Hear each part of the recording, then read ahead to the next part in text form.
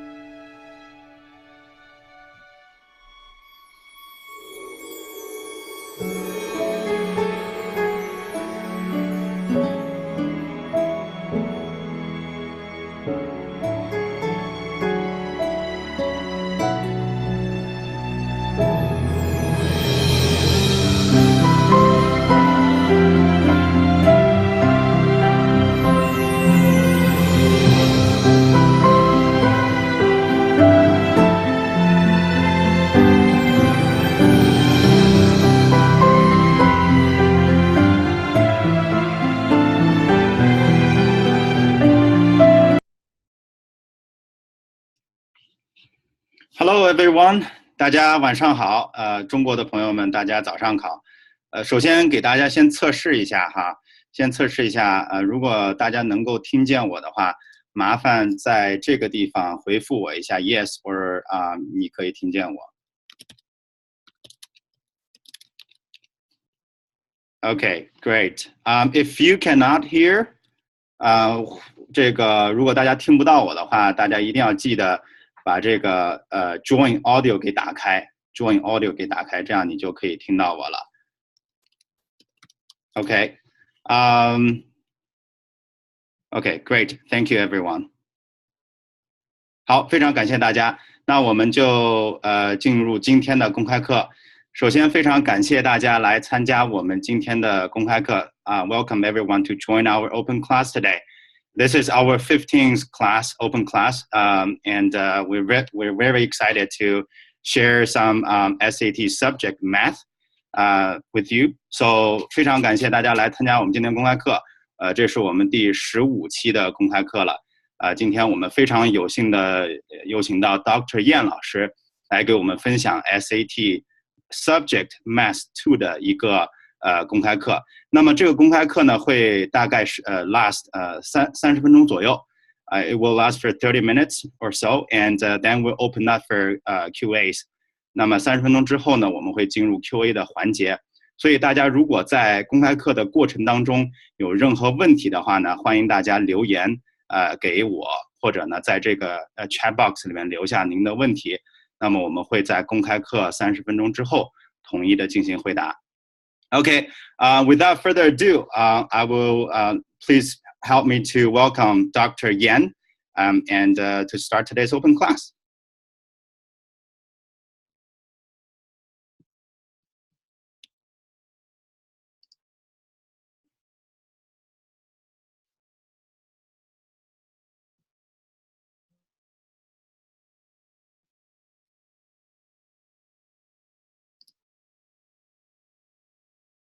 Hi, good evening, everybody. And thank you so much for coming, joining us for this open class. It is truly my pleasure to have the opportunity to share with you some very important information about SAT subject, especially math too. Okay, so let's start with a little bit about myself, so you know who are listening to. And I have for over 16 years of experience of teaching math, statistics, and academic reading and writing. Actually, I have helped students ranging from middle school students to doctoral students. I'm currently a tenured engineering professor, and I got my PhD in engineering, and I did my postdoc in medical informatics from Stanford. And then I also worked as a data scientist for Coursera, and very passionate about education. Especially, I enjoy helping students to realize their dreams. And here are some, you can see some scores from my students in SAT 2 math.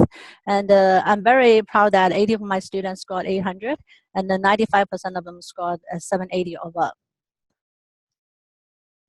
Okay, so here are the information I'm going to share with you today. I will actually start with a general information about SAT subject, because I have received a lot of questions from students' parents. So I want to get them, in case you have similar questions, I want to help you to clarify these questions first. So I will tell you what is a SAT subject test anyway, which one you should take, and when you should take it.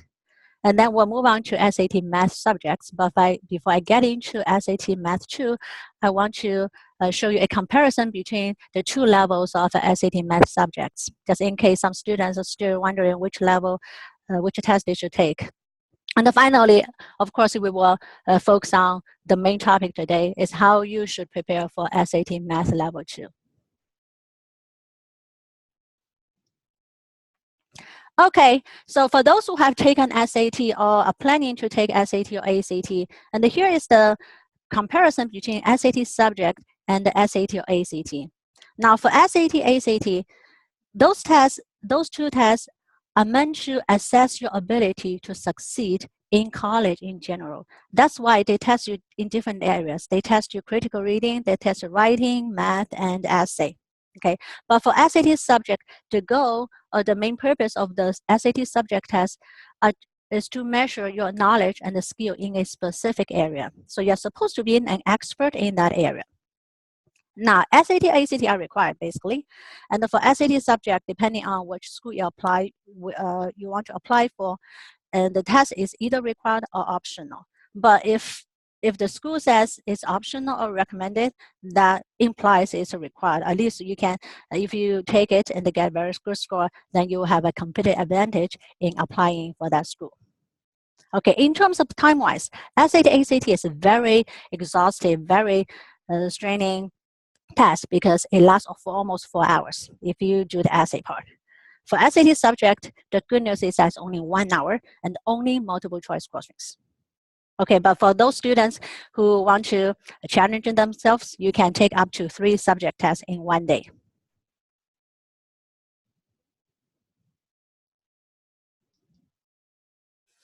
Okay, now before I get into what subject test you should take, let's first find out how college plan to use your SAT subject test scores. Now we know that SAT subject is one of the academic tests. So college definitely going to use the test to gain some insight into your academic background and achievement in that specific subject areas the test you take. Okay, and also they use that as additional factor to make a admission decision.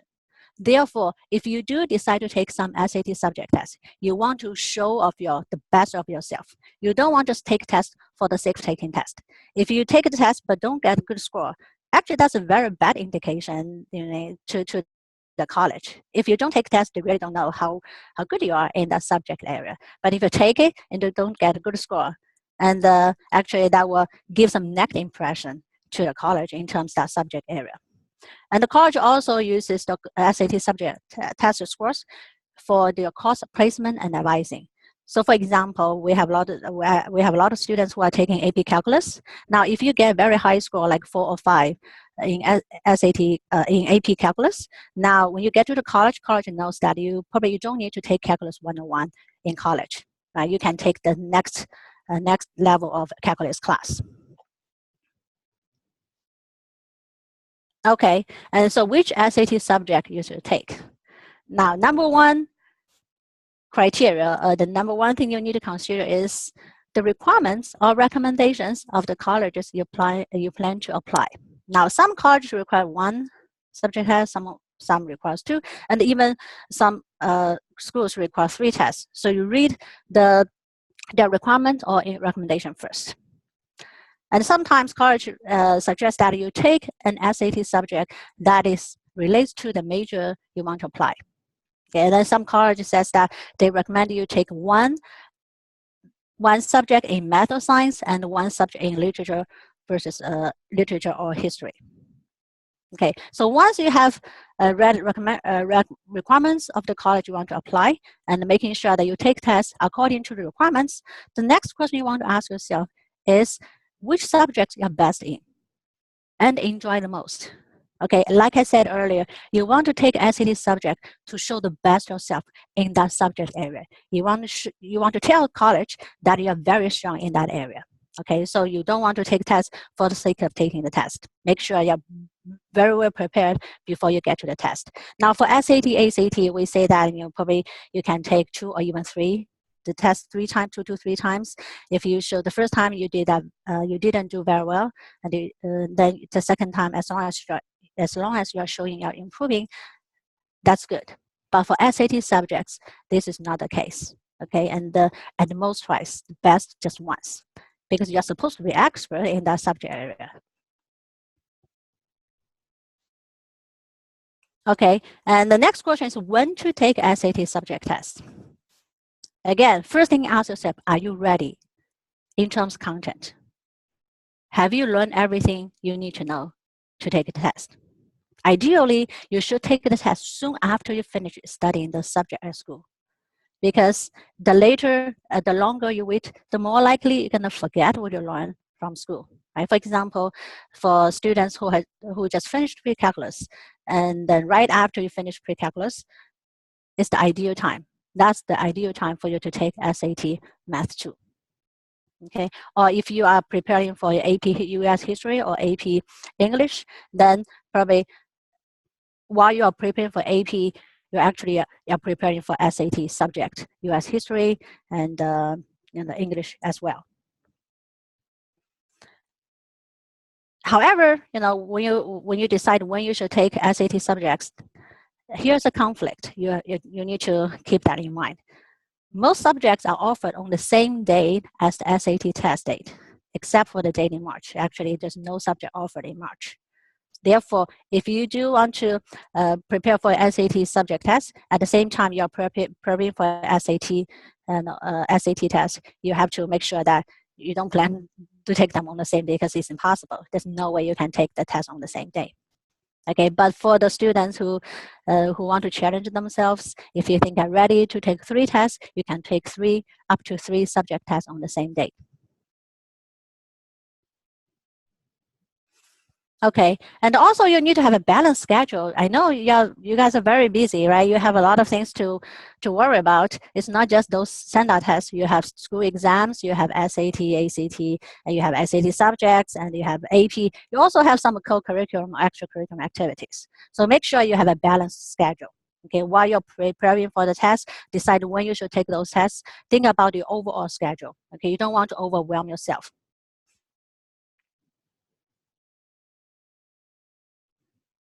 Okay, now let's move on to SAT Math part. And there are 2 levels of SAT Math, Math 2 versus Math 1.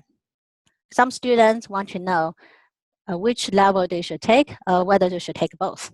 Again, number 1 rule is you are content ready. Okay, you are ready to take those tests. You don't take tests for the sake of taking tests. Now, in terms of format-wise, they both are 1-hour tests which contains 50 multiple choice questions. But if you look at the topics that are covered in these two levels tests, level SAT Math 1 covers geometry and algebra. So as long as you have taken 1 year geometry and 2 years of algebra, you are ready to take SAT Math 1. But if you have finished pre-calculus or almost finished pre-calculus and trigonometry, then you are ready to take SAT Math 2. Okay. Now, plane geometry is something very special. Plane geometry accounts for 20% of the SAT Math 1 questions, but plane geometry is not directed test in SAT 2. And it is only assessed indirectly through more advanced geometry topics such as coordinate and the 3D geometry. Okay, so geometry still is a big chunk in SAT Math 2, but you don't see direct assessment of plane geometry. Just keep that in mind. Okay, so given that SAT Math 2 covers more advanced topics in SAT Math 1, you may think, oh, okay, Math 1 is easier than Math 2. This is actually not true. As long as you have learned pre-calculus and the geometry, okay, because SAT Math 1 tests fewer concepts. You can expect more abstract and multi-step problems to test the same core math concepts in different ways. Now, the College Board still need to come up with 50 questions. So they may come up with some more challenging questions in SAT Math 1, but for the same content as those have been tested in SAT Math 2. If you have taken SAT 1 or the SAT test, you probably can understand what I'm saying here. Now, SAT 1 math covers even less advanced topics, mainly algebra, okay, very small percentage of geometry. But the way the questions are given in SAT 1 can be very tricky. So actually getting a very high score or perfect score in SAT 1 math is not really that easy. I have seen students who got 800 in SAT Math 2, but when he started preparing for SAT 1, he actually didn't get 800 the first time when I gave him the practice test. He was so shocked. He thought SAT 1 is just a piece of cake for him, but actually, because the way the questions were phrased, he was trapped. He was tricked by the questions. Okay, so don't think SAT 1 is easier than SAT 2. Okay, so this is not the case. Okay, and a further comparison between the two level tests in terms of the scale score conversion. Let's look at a level 2 test first. And the good news is that you actually can still get 800 if you answer 44 questions wrong, 44 questions right, and 4 wrong, and then leave 2 blank. So you first calculate the raw score, right? And how do you kind of find the raw score in case you don't know? Now, you gain each point for each problem you answered correctly, but you're gonna lose 1/4 points for each wrong answer choice. Okay, so then you get your raw score. Then you look at the skill score conversion table to get your score. But the point I'm trying to make is that you actually can make 3-4 mistakes and still get 800. But look at the conversion table for SAT level 1. Similar to SAT 1 math, you have to almost be perfect in order to get 800. If you miss 1, and it's maybe you still get 800, but if you miss 2, you're gonna drop below 800. Okay, so the curve will be harsher than level 1 than level 2. Okay, if you belong to those students who are very strong in math, but in once in a while you make some silly mistakes, then take SAT level, take math level 2. Okay, and here's the math percentile ranks. Okay, so you know that now even if you get 800, and in terms level 2, you're only about 80% percentile. Okay, percentile, 80 percentile means that 80% of students, 20% of students score 800 above. Okay, so that tells you if you really want to show to college that you're strong in math and you are taking SAT math 2 to show your ability, you better to get very high score, because the students who are taking the test with you are very competitive. Most of them very competitive. Okay, so next, let's look at how you should prepare. Okay, so here are the things you need to ask yourself. You need to figure out and in order to better prepare for the test. First, you need to know the test. What's going to be tested and how going to be tested, right? How you will be tested, and know yourself. Practice regularly with the right materials in the right way. Okay, you don't want to do the practice for the sake of practicing. You want to practice in order to improve. You want to practice so that you can get very good score, get a perfect score ideally in the test. Also track your progress. It's really a waste of time if you keep practicing without knowing whether you have improved or not. If you have not improved after certain practice, you need to pause and ask yourself why. Okay, why are you trying to why you always repeat the same time mistakes? Okay, and also take at least 4 mock tests. Now, for SAT, and sometimes it's not that easy to take mock test as a whole, which requires you need to reserve 4 hours. But for SAT subject, you just need 1 hour. Okay, the more practice tests you do, more the better. But only take the practice that simulate the real test.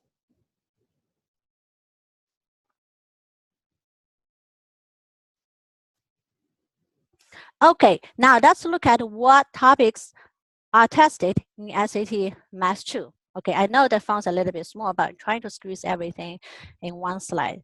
And the red ones are the topics where I feel most students are relatively weak. Okay, based on my experience with many students. So that's why I highlight them in red. And so if you read the topics highlighted in red font, you see whether these are also the areas you need some improvement on. Okay, but if you look at the percentage of questions, algebra and the functions accounts for the most, about 50%. Okay, and algebra is very important in SAT Math, not only in SAT 1, but also in SAT 2. Okay, Math 2. And followed by geometry. And the geometry, the parts that are unique about SAT Math 2 will be the conic sections, parabolas, ellipse, hyperbolas. Okay, and then followed by number operations. And those topics are challenging for students: matrix, limits, sequence, series, and counting. And then finally for data analysis, statistics, and the probability.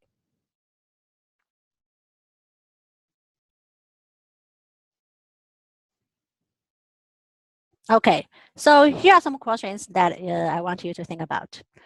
Are these 3 statements facts or myth? 1, SAT Math 2 tests advanced knowledge. You need a lot of practice to do well in the test. You can do well in the test if you did well in your school test. Okay, so think about these statements. Are these true, or are these facts or myths? Okay, so now just tell you these are actually not true. So let's look at the first statement. SAT subject tests advanced knowledge. Not true. Okay, if you're taking SAT 1, you know it's not true. And it's the same holds for SAT subject, although we think it's supposed to test your knowledge in that particular area in math. Okay, but the fact is that this test, similar to SAT 1, rewards detailed, oriented, and creative approach. Okay, so I just write down rewards detail-oriented and the creative approach. Because the questions in the test combine relatively basic concepts in unusual ways, which make the problems appear advanced or challenging. But if you use the right approach, you actually can finish most questions within 30 seconds. Okay, for SAT 1, I always tell students, use 1 minute as the yardstick. If you cannot finish a problem within 1 minute, most likely you are using the long, complicated approach. Okay, if you take 2 to 3 minutes to solve a problem, stop it. Okay, skip that problem. That's definitely not the right way. Okay, move on to the next one. And also, okay, you need a lot of practice?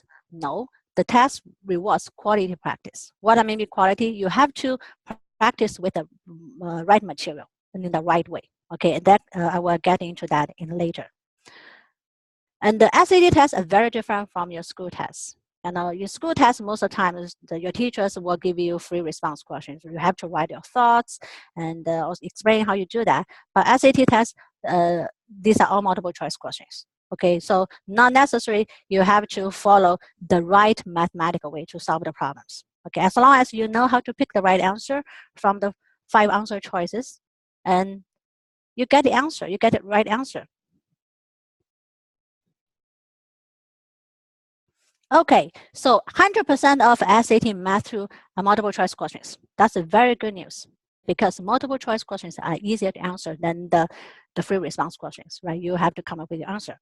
So your job for multiple choice questions is to pick the right answer, not necessarily to produce the right choice. Okay, so and when we teach our students, we say, okay, and you don't also keep put your mindset as that I need to use the mathematical way, I need to use the algebraic way. Actually, not true. Most of the time, you are using an alternate approach to solving the problem. Okay, so here are just some cool ideas I'm sharing with you. Process elimination, right? If you, as long as you can eliminate the 4 of the answer choices, the remaining one has to be correct. Or you can simply plug in answer choices. So let me show you 2 examples to illustrate that idea. Okay, very simple examples, but if you use it the wrong way, it's going to take you some time. So this problem says, which of the following functions has zeros at both -1 and 3? Now you quickly through answer choices. You don't need to solve each function to find out whether they have zeros at both -1 or -1 or 3. Okay, you scan through the answer choices, and you can quickly eliminate those for which x equals 3 cannot be answered, cannot be a 0. This one, this one, this one. Okay, 3 are gone already. A, B are gone because they have denominator being x minus 3. So x cannot be 3. Then you just compare C and D. What's the difference between C and D? You don't worry about part that are common between the 2 choices. You only worry about part that separates the 2 answer choices. So one has x plus 3, the other has x minus 3. So you know this has to be correct answer, right? Because x plus 3 does not, is -3 being the 0, not x equal 3 being the 0. So D is correct. Okay, so start eliminate answer choices and focusing on the parts that separate different answer choices. You don't need to worry about the part that is common for all answer choices because you know that has to be correct. Okay, now let's look at a little bit more challenging problem. That's a matrix problem. Okay, a lot of students, for some reason they either forgot about matrix or they didn't, grasp matrix very well in class. Okay, and then when they see this question, they feel, oh, okay, wow, what a headache to answer this problem. So here's table, and this is a table above shows the number of digital cameras that was sold during a 3-day sale. The prices models X, Y, Z were, these $3. Which of following matrix representations gives the total income in dollars received from the sale of the cameras for each of the 3 days? So since you need to come up with a number that represents each of the 3 days, you need to come up with 3 numbers. Okay, you come up with 3 numbers. Okay, so look at answer choices. Now, if you know how to work on that directly, great, but it's going to take you some time. So let's start with the answer choices. Now, without doing anything, even if I don't know how to solve this problem, I can eliminate A, because A is not even a right way to do the multiplication of matrix. This simply does not exist. Okay, B exists, so I just leave here, and the C leave here because that's a right way to, you can find the numbers, you can find the product of these 2 matrices. This is not possible, and this is not possible. Okay, you need to come up with 3 numbers because you need to find the total sales for each of the 3 days. So between B and C. Now B says the 3 days are these 3 numbers multiplied these 3 numbers. So for day 1, it says that the cost is 20 times 99 plus 18 times 199 plus 3 times 299. Doesn't make any sense. This, all the 20, 18, and the 3, all these 3 numbers represent the sales of Model X. And for Model X, they should all be applied by $99, the same price for Model X. So B cannot be right. So only C could be right. Then let's double check it. Okay, so let's just look at day 1, then we'll know whether that's correct. So day 1 says the cost for the day 1 will be 99 times 20 plus 199 times 16 plus 299 times 19. Okay, that's right, that's day 1. So 20, 16, 19, these numbers showed up and multiplied by their cost respectively. Okay, so C is correct. Okay, so as long as you know what is a valid matrix multiplication? You can get with can eliminate 3 answer choices already. So then between the two, just based on the information you know, then you can tell that B cannot be right. So C is right. Okay, there are a lot of questions like that in SAT math too. Okay, so how that answer choice help you? Okay, here's some effect about SAT math, which has some is debatable. The order of difficulty. We know that in the math section, not just for SAT math 2, but also for SAT 1 and also even ACT math, the questions tend to follow this order. The questions at the beginning of the section tend to be easier. The questions at the last part tend to be more difficult. Okay, so I'm just telling you as the overall trend for the purpose of telling you that once you get into move beyond half of the sections, you really need to slow down and read the question carefully and be very cautious. Remind yourself there may be traps in the problems. Okay, and why I'm saying it's debatable, because those data were collected from other students, not including you. So you may have your own strengths and weaknesses, right? The earlier questions may be harder for you, but the later question may be easy for you. Okay, but so that's not my point. But my point is that you need to be very cautious, because there must be a reason why most students get the later question wrong. Okay, may not be because those questions are mathematically challenging, most likely because the questions are trickier or the questions are longer. There are some traps. So you have to be cautious if your goal is to get 800. Okay. Okay, calculator.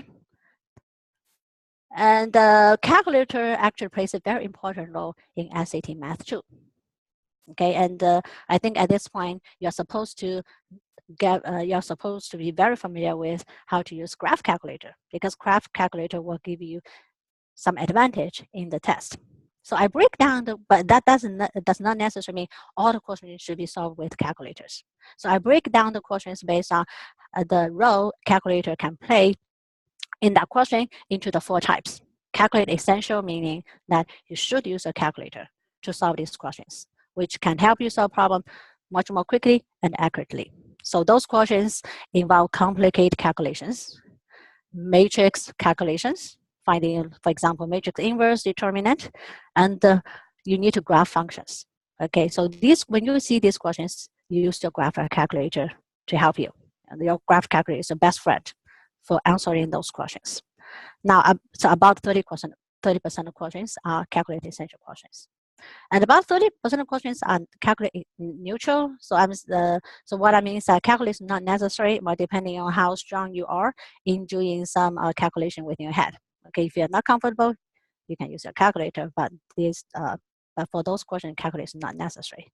Then we have 20% of questions in which you should not use the calculator. Don't think about using calculator. The questions with some built-in shortcuts. If you use calculus for those of answering those questions, it's gonna take actually longer time. So I call those questions calculator unfriendly. And some questions simply, this calculus is useless, so calculus useless questions. So I will just show you for algebra expressions questions, these are calculus useless because you cannot punch in specific numbers into a calculator. But let me show you a problem to illustrate the calculator unfriendly question. Okay, so look at this problem. Okay, and the worst thing that student can do is to start using calculator to solve this problem without actually examining what's the knowledge is being tested here. Okay, now this is a cosine some angle square. This is sine some angle square. So if you know the Pythagorean identity of trigonometry, you know they add up to 1, right? So 1 to the 4th is 1. 1 to the 4th divided by 2 is a half. That's it. Okay, 2 seconds. If you use a calculator, actually these are not the easy numbers to type in your calculator. Okay, so do observe the problem before you jump into using your calculator.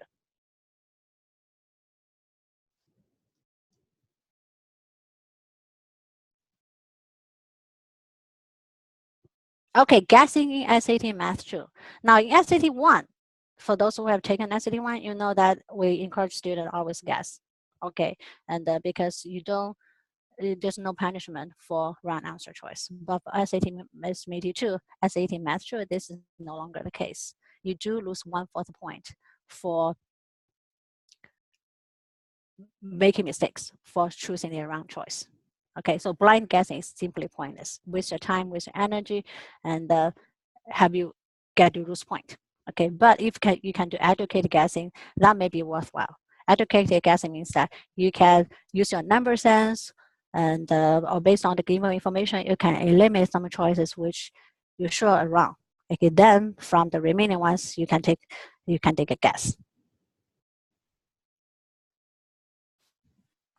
Okay, know yourself. Very, very important. Okay, it's very important to know the test.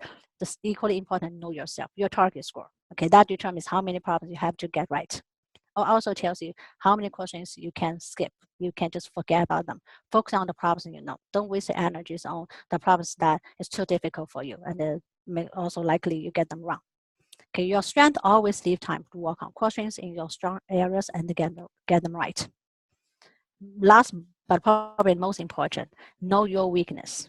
Okay, and how can you know your weakness? By studying your mistakes. So every time you do a practice, carefully study the mistakes you make, making sure that you know how to avoid similar mistakes in the future. So therefore, every time you practice, you improve. Okay, if you don't improve after working on practice, you actually waste your time. Okay, you should just have done something else. Okay, and so here are the main reasons for mistakes. Okay, content weakness, if that's you, right? If you notice that I simply just don't know how to solve this problem, if that's the case, this is number one thing you should do now, fill that gap. Okay. If you do a practice test, you turn around on time. Okay, then you have time management issue. Okay, I tell you that there are totally 60 minutes, 50 questions. Okay, and so then plus time you have to spend in filling the bubbles, which can take another a couple minutes. So actually, you don't have, on average, you don't have 1 minute. You have less than 1 minute for each problem. Okay, let's say you can only spend like 40 minutes, 40 seconds at most to answer each questions. Then you remind yourself, if you're taking too long to answer a question, you are using the wrong approach. You're definitely using the wrong approach. So forget about approach and move on to the next one. Problem comprehension. Okay, and some students kind of confuse the problem comprehension issue with careless mistake. Okay, actually there's no careless mistake, but they feel, okay, I misread the problem, probably I can avoid that next time. Okay, this is easier said than done. It's if you have that habit of reading problem too fast or not reading problem carefully enough, you're gonna make this type of problem mistake again and again. Okay, treat that seriously. Don't fall into a trap. Okay, avoid the traps by reading the question carefully. I told you at the beginning that the task rewards detail-oriented students. Okay, you have to focus on, you have to know what's important and read the important part carefully. Okay, if you tend to get nervous during tests, that means you need to do more practice tests. When you do the more practice, when you do the practice test, and don't do that in your bedroom. Okay, try to find a place where you don't see comfortable things. Right? No food, no interruption. Just work as a test as a whole.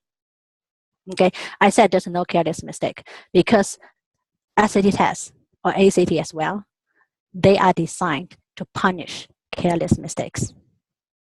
Okay, don't treat it lightly and don't overlook those mistakes because they are traps designed to punish careless mistakes. Okay, so how can you practice? I don't want you to practice for the sake of doing the practice. I want you to do the practice that can help you improve. Okay, first of all, you have to use quality materials. Start with using official practice materials. Okay, before you even to resort to other materials. Okay, finish the official practice materials and then work on the materials that are similar to real tests. Okay, just don't go to a bookstore and buy any book you can find and work on the test. You have to compare the test with the questions you saw in the official practice materials to see whether they are even similar. Okay, like I said that you need to take the mock test or practice under real test conditions. Okay, so that way you can really know the likely score you can get in the real test. Track your progress. So you have your target score. I said you need to have your target score. So every time after you do the practice, you will see, are you improving? Okay, at least are you avoiding making the same mistake that you made in the past? Okay. Also, don't until you think you fix all the content gaps, don't jump into doing the practice test. Zoning in for your weak areas. Okay, so for example, if you're relatively weak in geometry, especially the 3D geometry, you spend more time focusing on that areas first. Okay, after making sure that there's no content gap in that area. Then then you can do the practice test, because the practice have always the same percentage. There are certain percentage of geometry problems. So if you do the practice test for the parts you always do well, you still do well. For the parts that you don't do well, you don't get enough practice. Okay, so making sure that you zone in on your weak areas first before you move on to taking the complete test, which covers all the subjects, all the topics.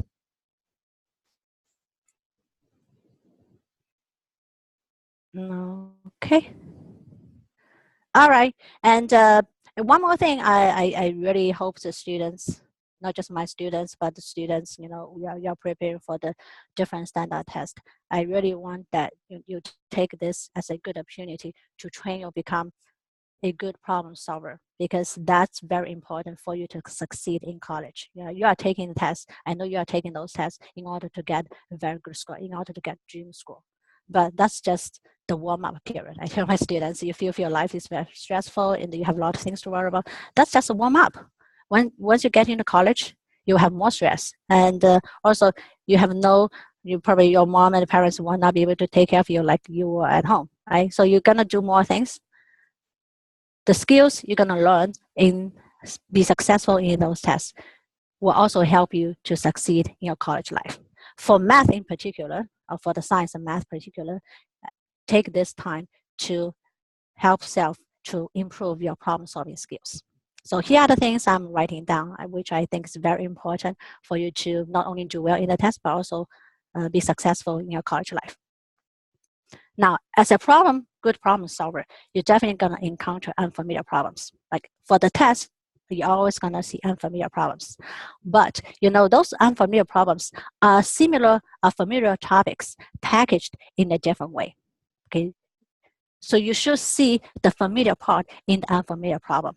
Okay, link back to the unfamiliar problem to something you are familiar with, and start from there. So don't panic if you see a problem that looks so strange to you.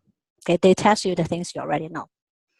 And optimize your effectiveness and efficiency, not just for preparation, but also during the test. So what I mean by effectiveness and efficiency, effective means that you want to aim for the best accuracy, right? That's the accuracy is what you're gonna be rewarded. And efficiency is that how you're gonna achieve the best accuracy with the minimum amount of time.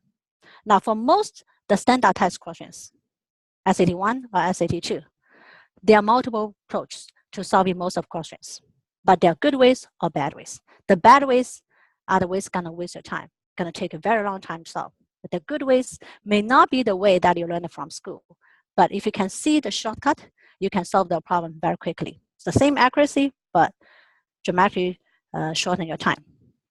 Priorities your time. Okay, not just for tests, but also for preparation. Okay, what is most important to you? You always work on the things that are most important to you first. In the test, you always work on the problems that are easy to you, the problems that are in your strength. Okay, you want to get the low-hanging fruits first before you challenge yourself with the hard questions. Step by step, you're gonna see. We know that in SAT 1, there's the reform, which as a result, the new SAT 1 Math 1 covers more real life applications. This is also trend in SAT Math 2. You're gonna see more word problems, multi-step word problems. Okay, so for those questions, again, don't panic when you see those questions. These are multi-step problems. That means you have to, break the entire problem into different pieces and work on each pieces first, then finally combine them together, step by step. Okay, that's always the case in solving real life real life applications, because in real life things are so complex. There's not one equation that you can use to solve the problem.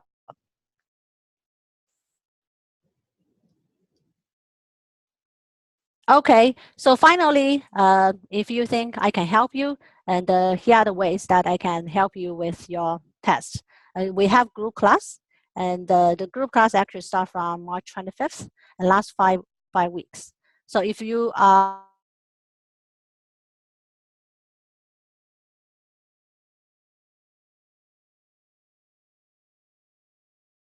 about a 1 month gap. So during that 1 month, you don't just forget and return the things you learn from me and give back to me. Okay, then you need to do regular practice. So if you so after you finish the group test, if it's still 1 month away, and then I will tell you what you should do during this 1 month. Then you maintain what you learn, and then you show the best performance in the real test. But if the schedule is the group classes are offered every Saturday from 6:30 to 8:30 p.m. the Pacific time. If the time does not work for you, you have other activities during that time, we can always schedule some private lessons or one-on-one class that suits your schedule. The classes are offered both on-site and online, and up to your your comfort, your convenience.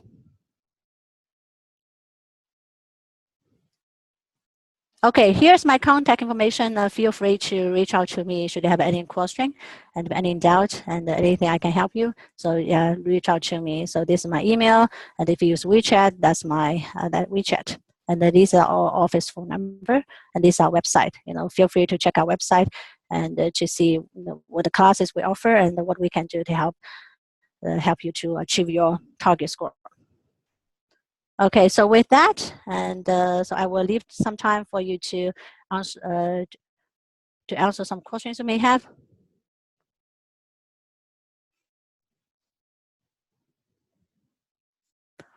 Okay. Okay. Yes, Dr. Yan, we have several questions here. And for FYI, there is someone in the chat box that's posting links. Please do not click on those links. This person renamed his or her name to our name, but he's not one of us. So please, once again, do not click on any links that's posted on the chat group. All right. So now let's turn to some questions. I have gathered a few when we're having a lecture. First one from TP and Andy. If you plan on taking Math 2, does it make sense to take Math 1? I don't think so. Yeah, you don't want to take two math level questions unless you really have extra time to prepare for both. Okay, you want to, like I said, go to the college website to see what are recommendations. It doesn't necessarily, the more take, the better. Okay, as long as you satisfy the requirement and also at the same time show that you are very strong in that area, that should be fine. Okay, and yeah, so the short answer is no, unless you have extra time or you really enjoying taking tests. Otherwise, take a different test to show you have unique strength in other areas other than math. Okay. Question number 2 from Ming and Kevin. Is it necessary to take both tests, or should we take both tests? Can you repeat the question again? What was the question? So the question is it necessary to take 2 tests, or should we take both tests? You mean the both level tests? Yes, level 1 and level 2. Oh yeah, back to my previous answers. Yeah, I don't recommend you take both unless you have extra time to prepare for those tests. If the college you want to apply require 2 subject tests, I recommend you to take a different one, not just to show your math skill. You have plenty of chance to show math skill. If you take AP, so those students who take SAT Math 2, most of them are already taking AP or planning to take AP, right? And you have SAT 1 Math, so you have a lot of tests that to show your math skill. So don't just just take a test that show your math skill. Take some tests to show your other skills. All right, next question is from Kevin again. I got 750 already. Should I retake the test and try to get a 800? Yeah, it really depending on where you apply. Because when I show you the percentile, I don't even remember 750 actually it's less than, it's maybe about 50 percentile. Because students who are taking this test, they are mostly like very strong students, already about 60% percentile. That means 40% of students are getting 750 or above. Okay, depending on the school you're applying. If you're applying for a very competitive school, and also depending on the major you're applying, if you're applying for some math-related major, like such as engineering, computer science, or finance, economics, all these majors, I recommend you to retake it. Because 750 is, although it's a high score, but compared to the students who are taking the test at the same time, not that competitive. All right. Next question from Phil. Pre-calculus curriculums can differ from school to school. As long as you have taken pre-calculus, are you good to go for the test?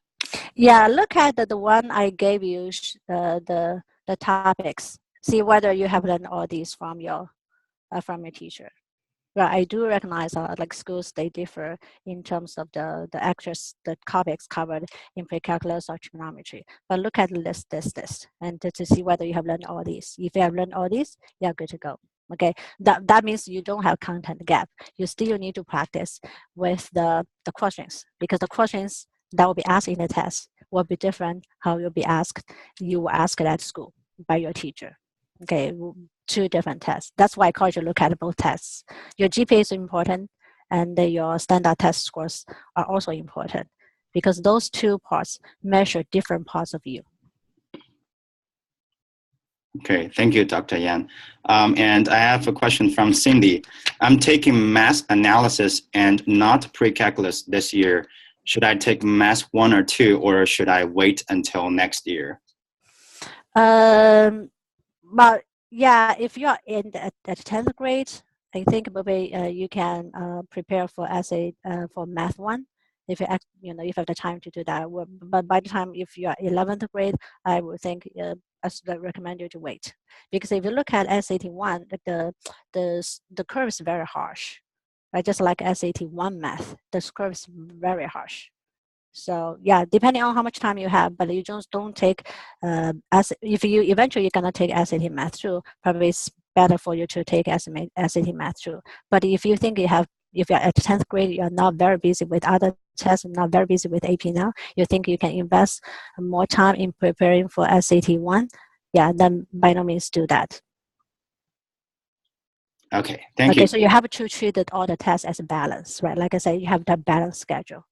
And nobody likes taking those tests for fun. Taking tests is not fun. Thank you.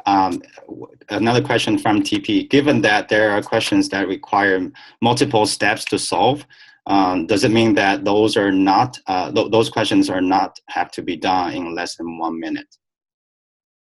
Yeah, still, I think still 1 minute.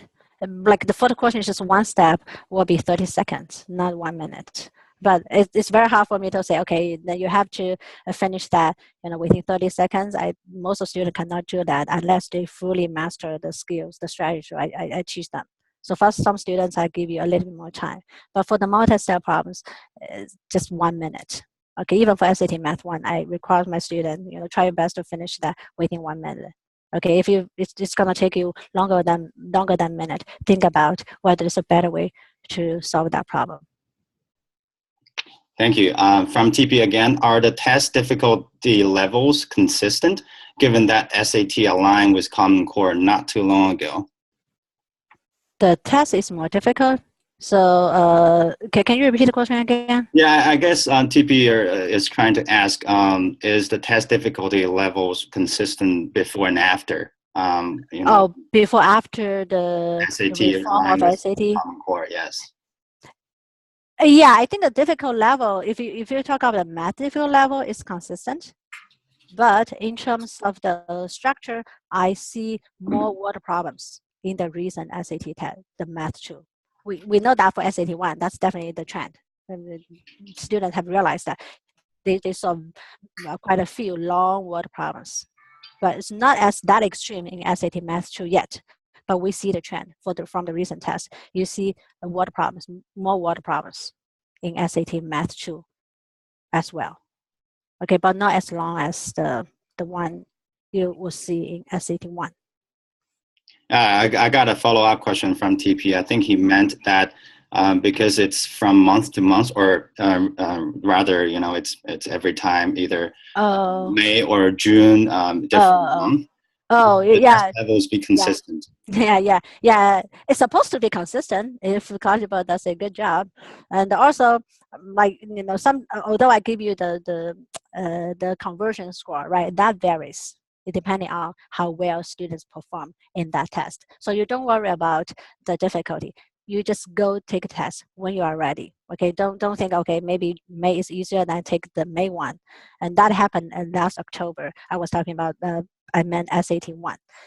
After SAT-1, well, like last October 2016, that was a very easy test. When students got out of the test, our students were very happy. They thought they got a perfect score.